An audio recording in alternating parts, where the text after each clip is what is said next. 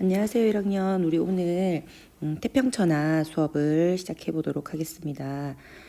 태평천하라고 적혀 있는 학습지 준비해 주시고, 이 태평천하 2페이지를 보면은 2페이지에 이렇게 그 핵심 정리가 되어 있는데, 그 태평천하는 중편 소설입니다. 그리고 풍자 소설인데, 이 풍자라는 게 무엇이냐 하면, 자, 웃음을 유발하며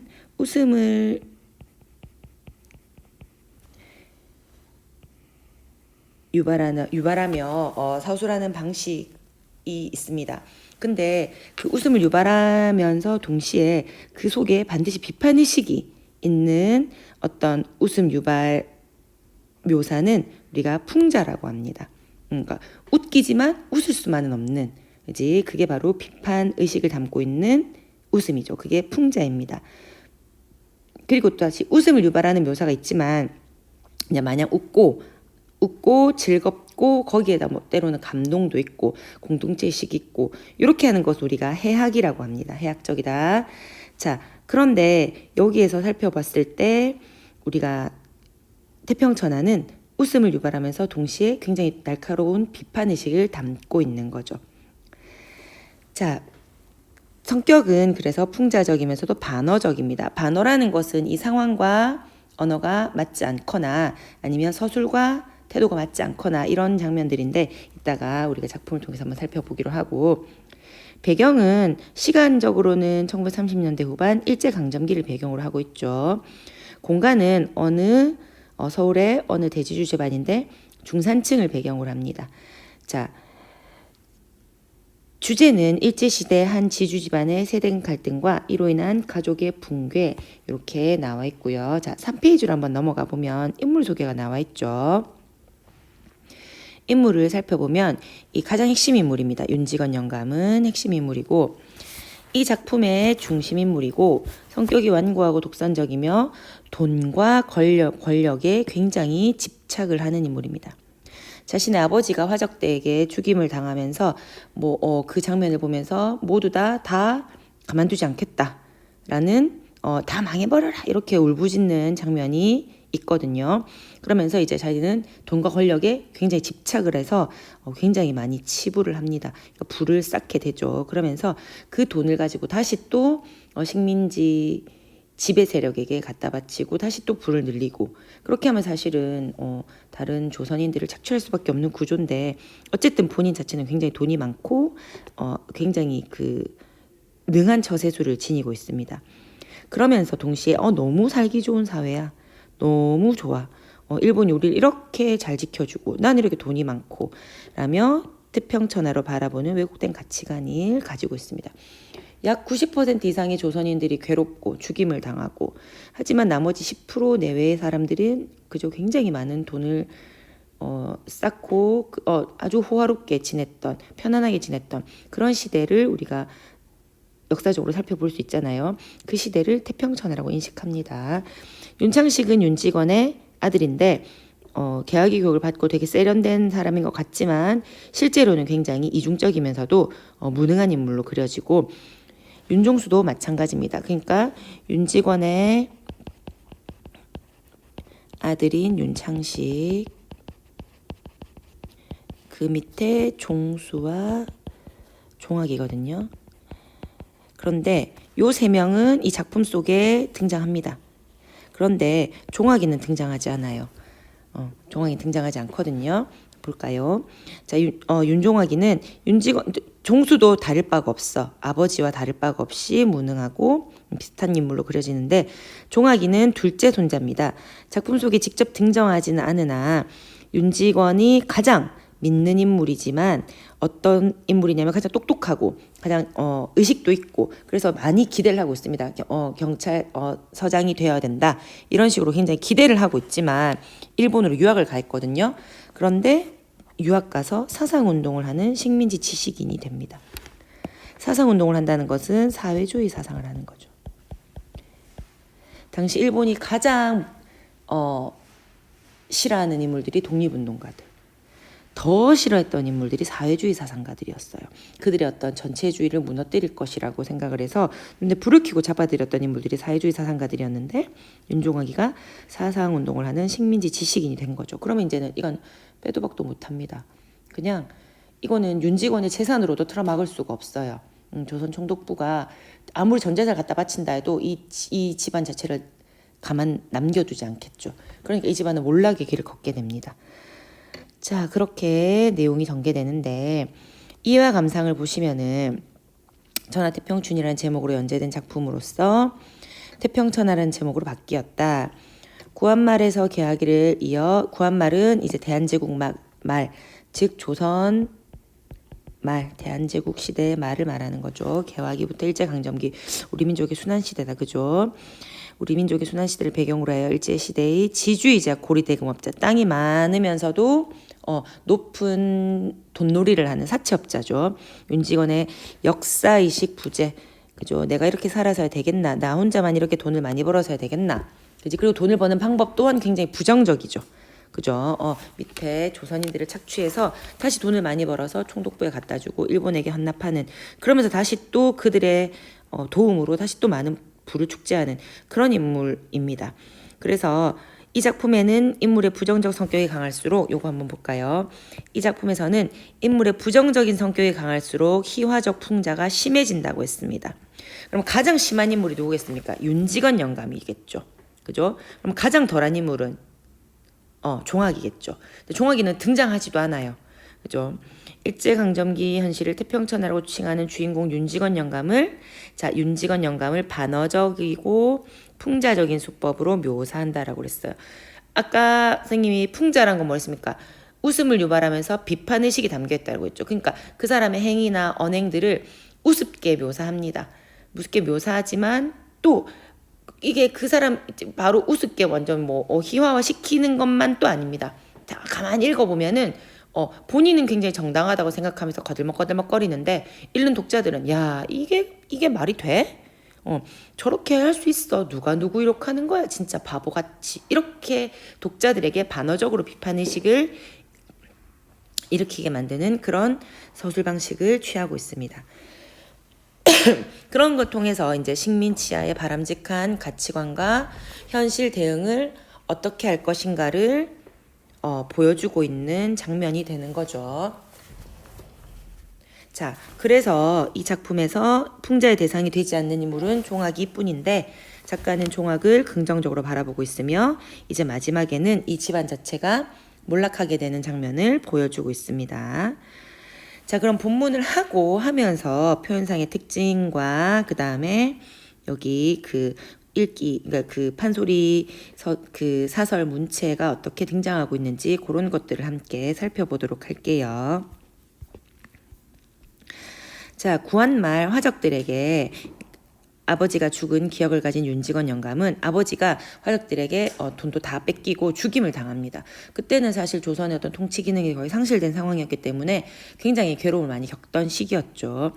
그런데 그 윤직원 영감이 일본인들이 이제 일본이 들어오게 되죠. 그러면서 화적으로부터 자신의 재산을 지켜주고 자신의 이제 자기는 더 재산을 많이 갖게 되잖아요. 그러니까 그게 고마워하는 거죠. 근데 그것도 우리가 살펴보면 몇몇 특정 소수의 인물들이 그러고 나머지는 모두 착취를 당하는 인물들이었잖아요. 그죠?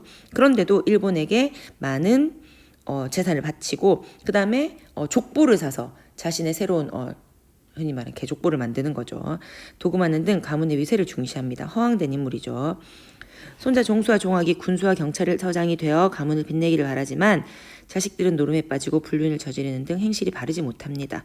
오로지 일본에 유학가 있는 둘째 손자 종학이에게 기대를 걸고 있던 윤직원은 믿었던 종학이 사상관계로 경시청에 피검되었다는 소식을 받게 됩니다. 자, 마침 이때 마당에서 점잖은 밭은 기침 소리가 납니다. 납니다라고 우리에게 경어체를 사용하는데 이것은 판소리 사설 문체라고 볼 수 있겠죠. 소리가 납니다. 이런 거는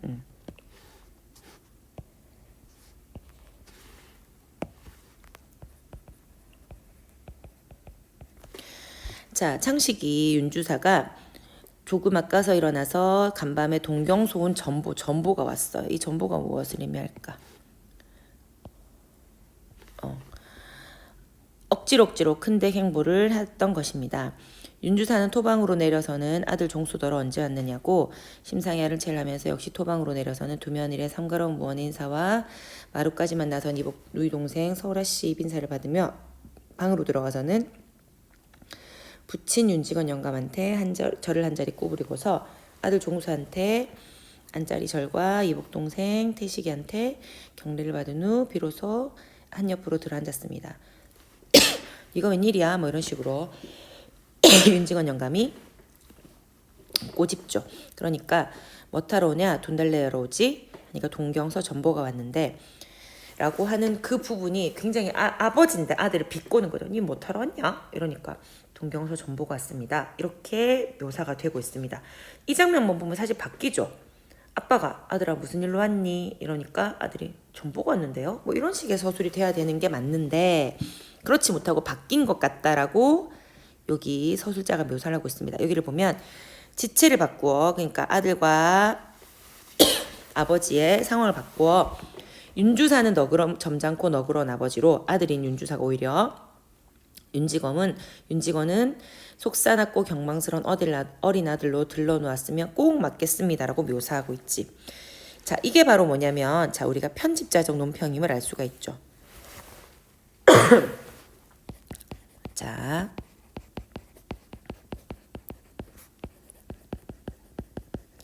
이 장면에 대한 서술자의 판단이죠. 그렇게 바꾸는 게 딱 맞겠네?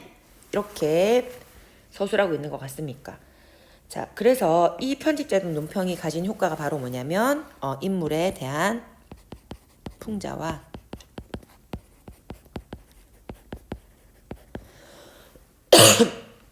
희화화를 하기 위해서겠죠. 그치? 자, 그래서 동경서 전보 종학이 놈이 경시청에 붙잡혔다고요. 응? 외치는가 깜짝 경시청이래. 경시청은 지금으로 치면 검찰청 이런 걸 말하는 거겠죠.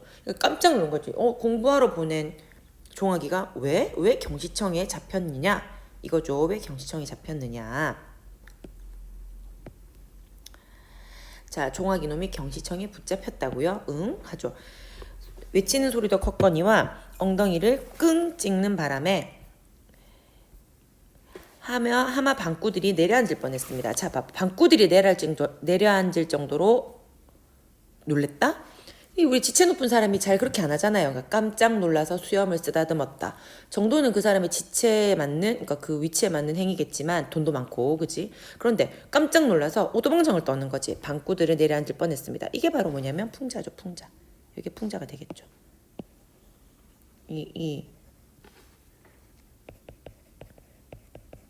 자, 행위를 과장해서 묘사하면서 풍자를 유발하고 있습니다. 자, 그럼 모여선 식구들이 제각기 놀란 것은 물론이고요. 윤직원 영감은 마치 묵직한 몽치로 뒤통수를 얻어맞은 양 정신이 멍해서 입을 벌리고 눈만 휘둥그랬지 한동안 말도 못하고 꼼짝도 않았습니다. 그러다가 으르렁거리며 잔뜩 쪼글고 앉았습니다. 그거 웬 소리냐 하니까 동무가 친 전보인가 본데 전보가 돼서 자세히는 모르겠습니다. 윤주사는 조끼 주머니에서 그 간밤에 전보를 꺼내서 부친에게 올립니다. 윤직원 영감은 최주산의 서사 미서방이 번역한 그대로지요. 자, 그래서 종합 사상관계로 경시청의 피검 이게 바로 뭐예요? 전보의 내용이죠. 이 전보의 내용이 무엇을 의미하느냐? 요거죠, 요거.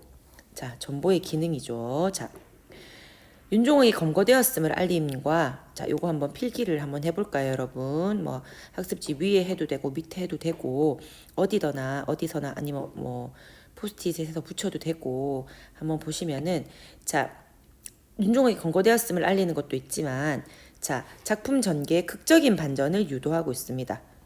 자 극적인 반전을 유도하고 있고 이제 이 집은 끝났어. 그치? 그러면서 이제 이 작품의 유일한 긍정적인 인물이지만 사상범인 까닭에 전면에 등장시키기 곤란한 종학을 간접적으로 제시한 거. 종학이가 피검되었다는 것을 간접적으로 제시하고 자 마지막으로 이제 윤직원의 몰락을 예고하는 그런 어떤 아주 극적인 반전을 가진 소재가 되겠죠. 자, 그러면서 요거 필기 잠깐 뭐 멈춰놓고 하셔도 되고 다시 넘어갈게요. 자, 종학이가 사상관계로 경시청에 붙잡혔다는 뜻일 테지요. 사상관계라니 그놈이 사회주의에 참여를, 그러니까 이 사회주의 사상가가 된 거예요. 그러니까 더 깜짝 놀라요. 벌떡 뒤로 나동그러질 뻔하다가 요것도 우리가 풍자라고 볼 수가 있겠죠. 그죠? 얼마나 놀랬으면. 그죠?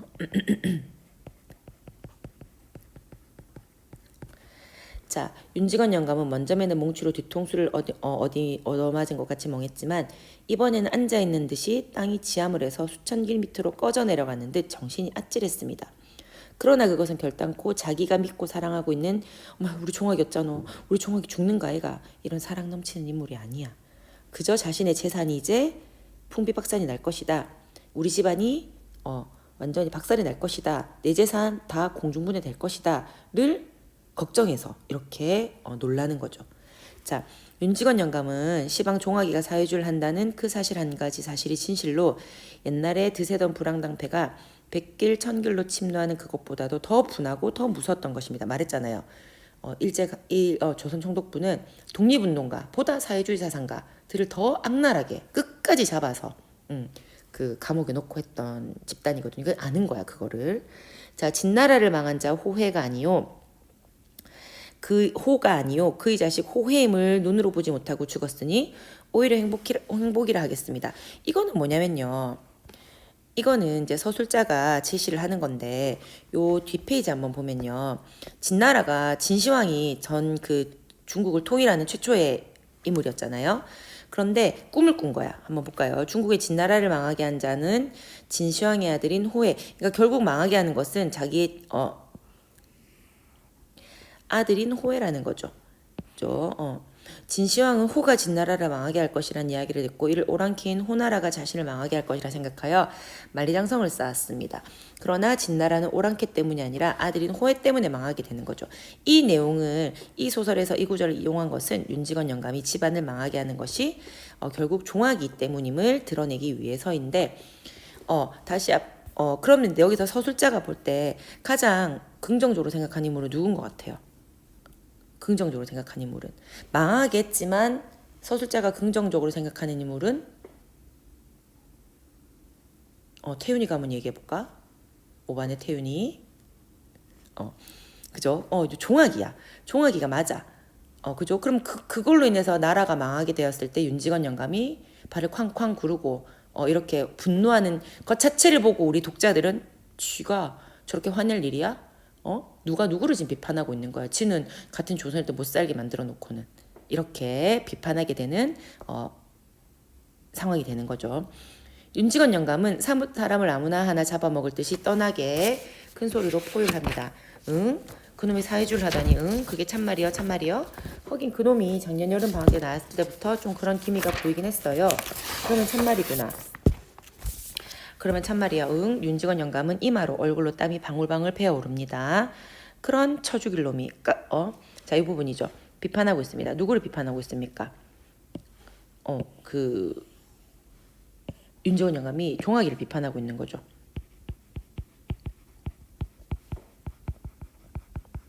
그런데 여기서 살펴보면은 지금 종학이를 비판하면 안 되는 인물이잖아. 그죠? 그러면서 이것을 이 사람이 종학을 비판하는 것을 보면서 우리는 독자들은 반어적으로 받아들이는 거죠.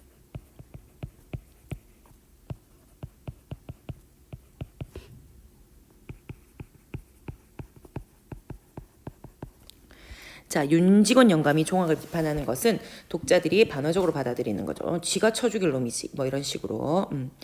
그놈이 경찰서장 하랑 닌게로 생판 사회주의 하다가 뎁다 경찰서에 잡혀 가만두지 않겠어. 이렇게 얘기하면서 이제 비판을 하고 있죠. 아무도 숨도 크게 쉬지 못하고 고개를 떨어뜨리고 섰기에 안이 만졌을 뿐 윤직원 영감이 잠깐 말을 그치자 방 안은 물을 친 듯이 조용합니다. 자, 이거 한번 볼까? 오죽이나 좋은 세상이요. 오죽이나. 이게 윤직원의 가치관인 거죠.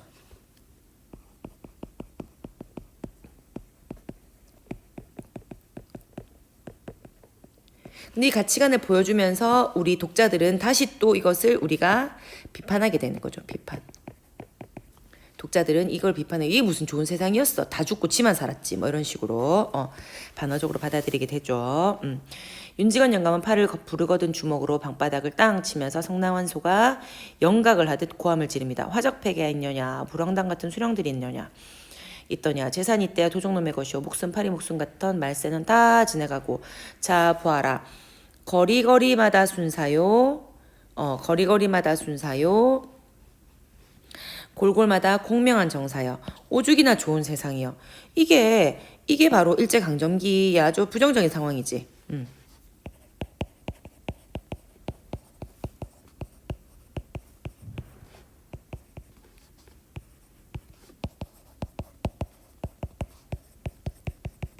굉장히 긍정적으로 그리고 있습니다. 너무 좋아. 우리를 이렇게 지켜주는 일본 경찰 너무 좋아. 그죠? 이렇게 인식하고 있는데 이것은 우리가 요거는 이제 작가의식도 독자들이 이제 받아들이는 게 당시에 친일 지주계층의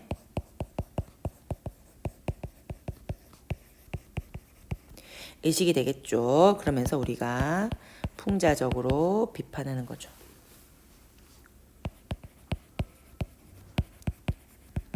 이게 직접적으로 비판하려면 이 일제강점기 하에 친일 지주계층을 뭐 진짜 말 그대로 폭탄을 던지고 싸우고 끌려가고 뭐 이런 그리고 뭐 앞에서 욕을 하고 이런 장면들이 나와야겠지만 그렇지 않고 이 윤직원 영감의 이런 말도 안 되는 이런 그 현실 인식을 우스꽝스럽게 그려내고 있습니다. 그죠? 그러면서 있는 그대로 그린 듯하지만 굉장히 비판하고 있는 의식이 느껴지죠. 그죠? 그러면서 이게 바로 이제 반어적으로 표현하고 있다고 보시면 되겠습니다. 오죽이나 고마운 세상이여. 응? 제것 아니고 제것 찐이고 앉아서 편안하게 살 태평세상.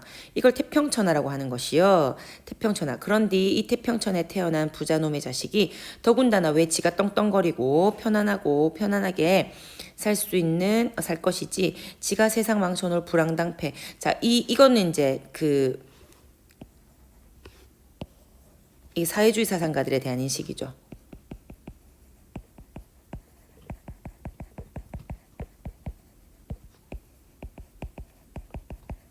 모두 다 공평하게 그죠?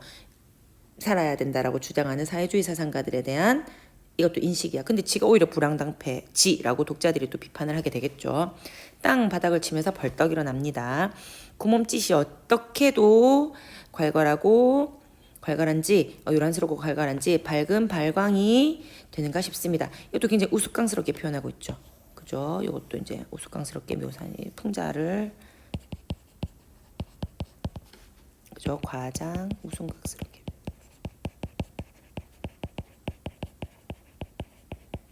우스꽝스럽게 묘사함으로써 풍자하고 있습니다. 아닌 게 아니라 모여선 각원들은 방바닥 치는 소리에도 놀랐지만 이 어른이 혹시 상성이 되지 않는가 하는 의구의 빛에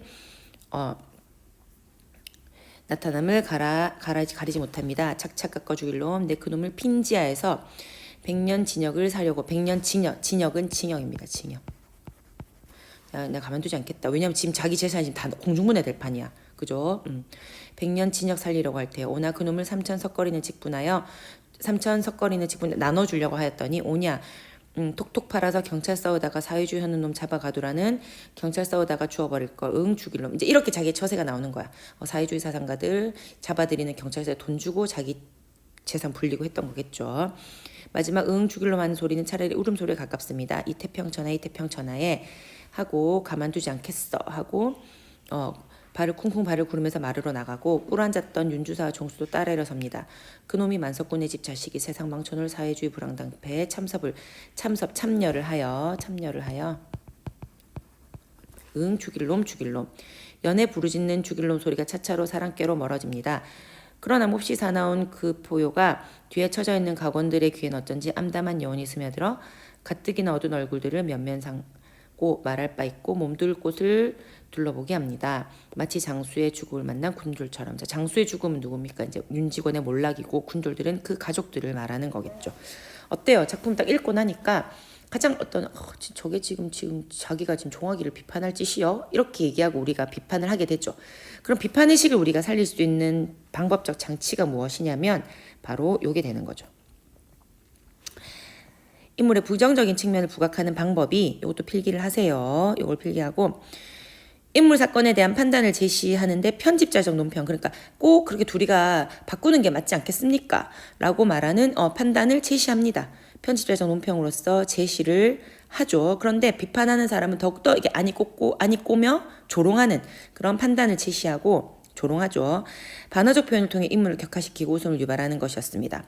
오죽이나 좋은 세상이라고 발을 쾅쾅 구르면서 그놈이 어디 그런 불황당패 이렇게 얘기를 하는데 그런 표현 자체가 우리 독자들에게선 지가 죽일 놈이지 이렇게 웃음을 유발하면서 비판을 하게 되죠.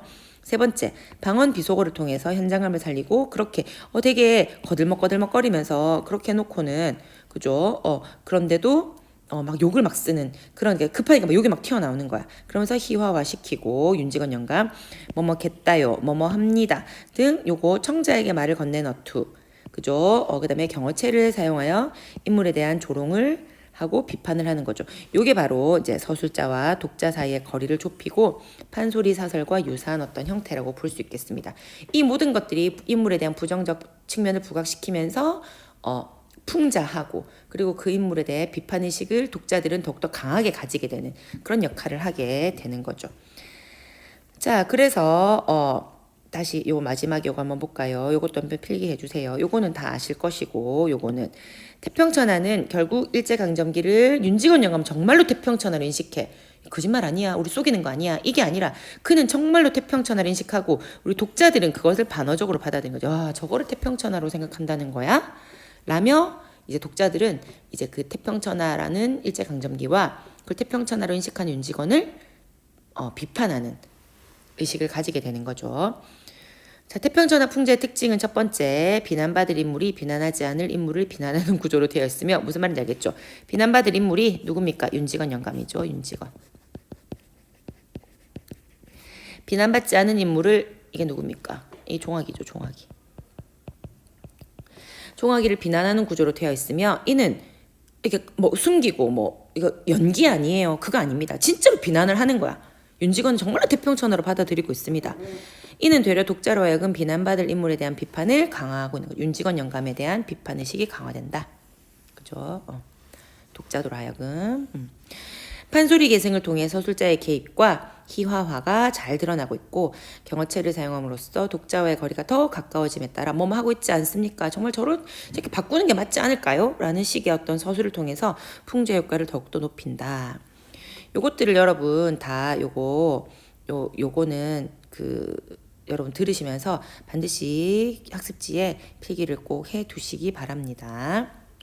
자, 그리고 다시 넘어와서 요거 마지막으로 요거 한번 정리하고 마칠게요. 아까 다 했던 내용들이야. 태평천하의 표현상의 특징은 첫 번째, 판소리, 사설, 풍자, 수법을 계승하고 있습니다. 첫 번째, 판소리의 창처럼 독자와의 거리를 좁히고 아까 다 설명했던 부분들이야. 독자의 거리를 좁히고 작중인물을 마음껏 조롱하고 있습니다. 작중인물을 작가, 독자와 대립적인 구도로 유도하고 있는 거죠. 윤직원 영감과 독자 이렇게 그 다음에 작가도 비판하고 있고 두 번째로 이 작품에는 작가의 직접적인 개입이 드러나고 있습니다. 아까 설명했던 부분들이고 자, 세 번째 풍자적인 수법이 사용되고 있는데 나머지는 한번 겉으로는 죽혀 올리면서 실제로는 격화시키는 행동이지. 태평천하에 대해서 우리가 공부를 한번 해보았는데 특히 요거 마지막 요거 표현상의 특징과 그 다음에 쌤 아까 필기했던 요 부분들을 다시 한번 여러분 정리하면서 학습하시고 문제를 꼭 풀어보도록 하세요. 이 문제풀이는 다음 시간에 쌤이 그 영상을 올릴 때 봉산탈춤을 설명하고 봉산탈춤 문제풀이 하면서 같이 풀이할게요. 꼭 풀어보시길 바랍니다. 예, 말이 좀 빨랐죠. 마지막에는 수고하셨습니다.